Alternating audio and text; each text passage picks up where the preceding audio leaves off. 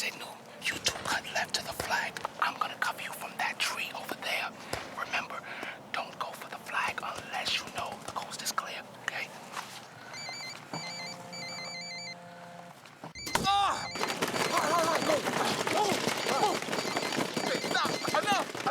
You don't have to be perfect to be a perfect parent, because kids in foster care don't need perfection. They need you.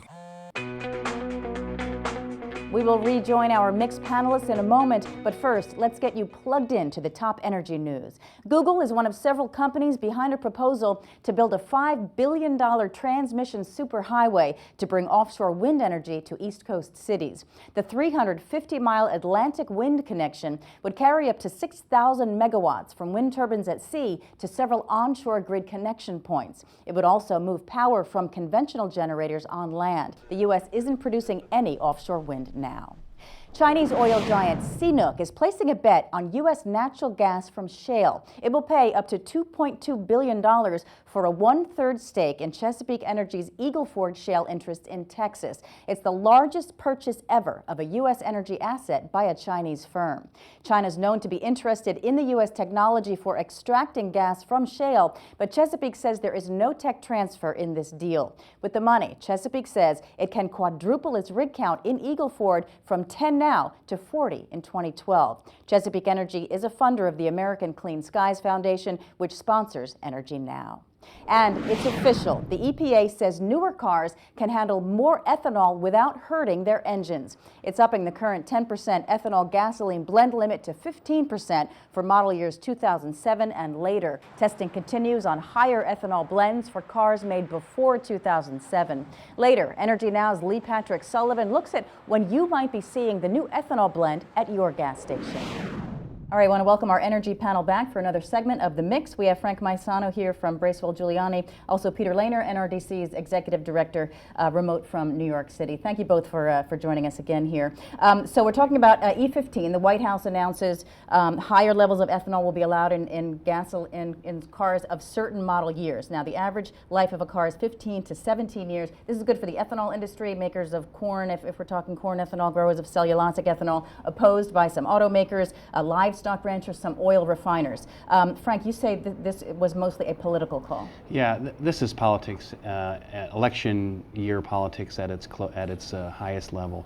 There are a number of members of Congress who are in deep trouble around the country, many Democrats in rural areas who voted for health care bills or climate change bills that are getting pressure. They need something to go back to people, and the administration clearly at this time, after several delays and still not enough science on this issue, has decided to just come out and make an announcement, and kind of a half-a-loaf announcement. So only a few model years. Only a few model years of the newer cars, which, obviously the auto industry will say, you can't do them for some and do them for others because people go to the same gas pumps. And that inevitably leads to the biggest problem with this issue, which is an infrastructure issue. We saw this with E85.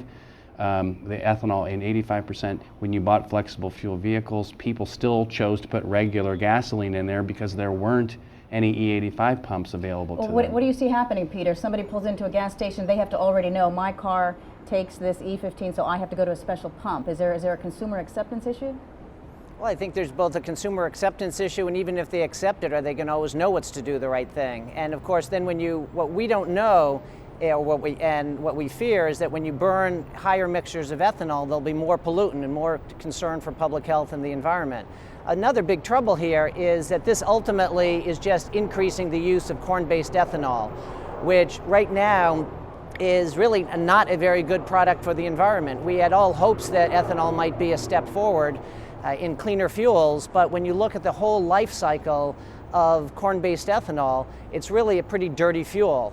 And until we can find much cleaner fuels where you maybe make it from waste rather than corn and other food stocks, we really have to be very careful about increasing the use of this type of fuel. I want to move on to another topic here. We talked earlier about offshore drilling. I want to talk a little bit now about offshore wind, because we know that Google is now investing massive amounts in this backbone transmission project up and down the Atlantic coast. Frank, I know your firm represents Transelectric, just to let the folks know that. Does it look like we are heading down? Is this finally the beginning of the commercialization, the scaling up of offshore wind? I really think this is a great opportunity for development of a offshore wind industry, a large offshore wind industry that can viably tap the vast resources that we have out there. There's some 60,000 megawatts out there available according to studies by the National Renewable Energy Lab, DOE, places like that. We can tap those, but we can't get the power to where it needs to go in a lot of cases. And so more than just a handful of projects, if we want to have a large industry, we're going to have a transmission system like this that can take that power and move it to the places where it's going to be needed. To where this is not a wind project. This is a transmission project. Right. And this will enable the wind projects to start. It will enable the wind projects to collect their power and move it up and down in a more efficient way, which will also help not only with intermittency issues and stuff and issues like that, but it will also help the reliability of the grid in PJM. Peter, what about the idea that this is going to facilitate more than just the transmission of wind, and that if this goes up and down the East Coast, we're going to be seeing these lines carry conventional power, including coal, up north?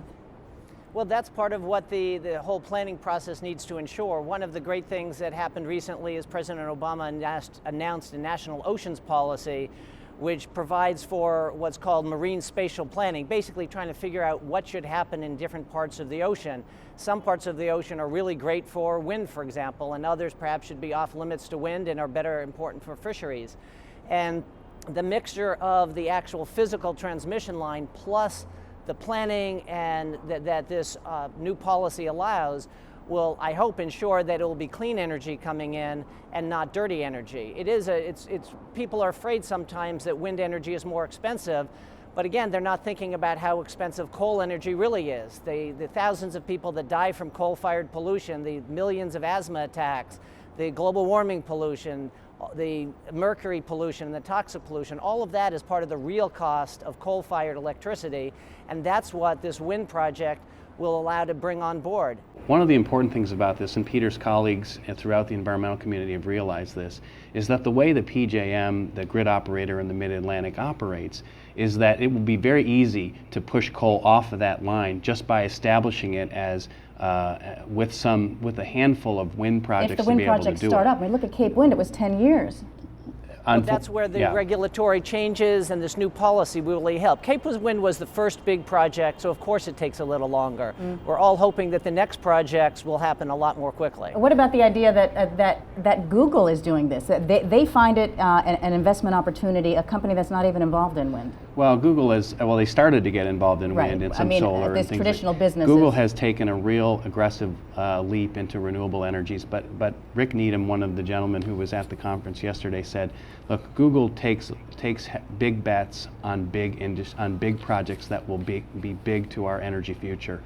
And clearly what they've decided here is that this approach, which can be the catalyst for organizing this vast offshore industry to tap those resources, will be something that needs the seed money, that is very high risk right now, but needs the seed money to be able to make a big difference in the future, and that's what they've chosen to do. Certainly, and a lot of it. Unfortunately, we're going to have to leave it there. Frank Maisano from Bracewell and Giuliani, Peter Lehner from NRDC, thank you so much to both of you for your insights. Thank you. It's a pleasure, Susan.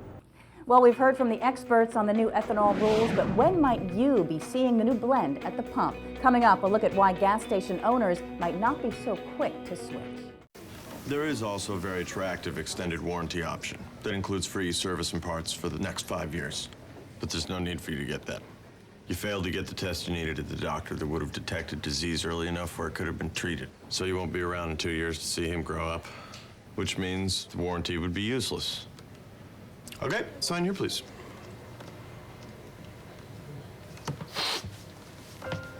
For a list of tests every man should have, go to ahrq.gov.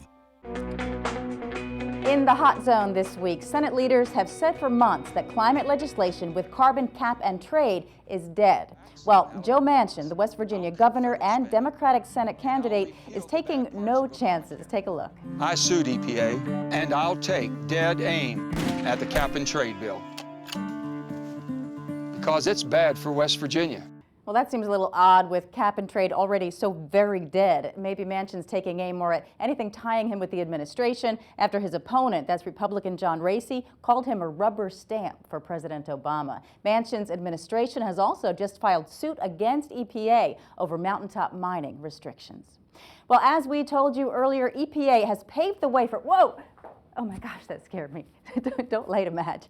EPA has paved the way for a higher blend of ethanol in fuels for vehicles 2007 and newer, upping the amount of ethanol from 10 to 15%. But when might you actually see this E15 at a gas station near you? Energy Now's Lee Patrick Sullivan hit the streets to find out. Don't expect to see the new E15 gasoline at your neighborhood gas station anytime soon.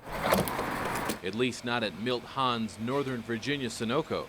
Being a smaller operation, only 2 dispensers, it would be tough for me to do it. Even if it were made mandatory at some time, it would be tough. Tough and expensive. For Milt Hahn, it would involve installing a new dedicated underground tank for the E15 blend.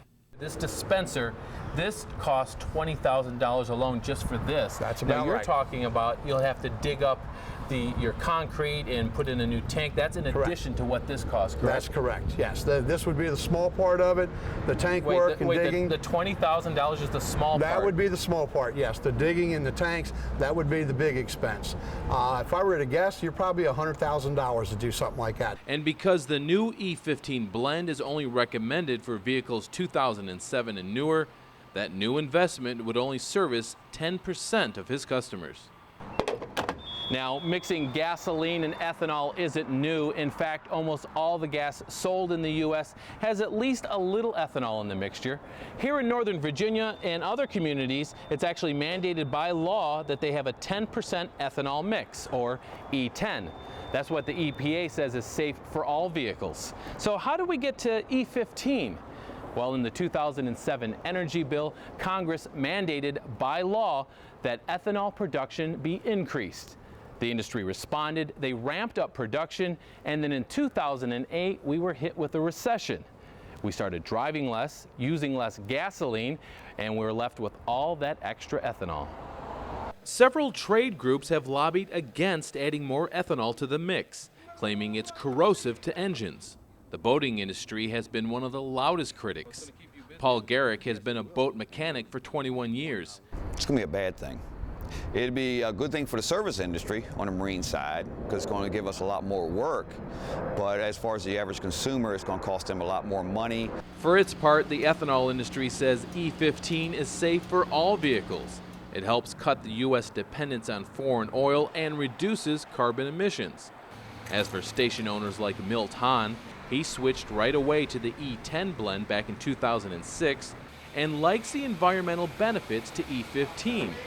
But right now, it's just too much green to be green. Lee Patrick Sullivan, Energy Now. Well, Valero, the nation's largest refiner, and Marathon, the largest refiner in the Midwest, say they're not sure if they'll sell E15 because they are worried about liability for engine damage. Well, that's it for this week's Energy Now. You can check us out online at energynow.com for extras from all of our stories and our blog about the future of Energy Secretary Stephen Chu. And we want your voice to be part of Energy Now. If you have story ideas or questions for our mix panels, or if you have comments, join the conversation at energynownews@twitter.com. We'll see you next week.